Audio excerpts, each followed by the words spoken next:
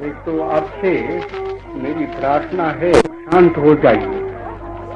और ये देखकर मुझको दुख हुआ है कि जब प्रार्थना चलती है तो भी कुछ न कुछ आवाज लोग करते रहते हैं।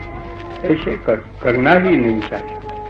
क्या प्रार्थना है? গুজরাটের সবরমতীর পর কলকাতার উপকণ্ঠে সোদপুর খাদি প্রতিষ্ঠানকেই গান্ধীজির দ্বিতীয় বাড়ি বলে গণ্য করেন তার মতাদর্শীরা।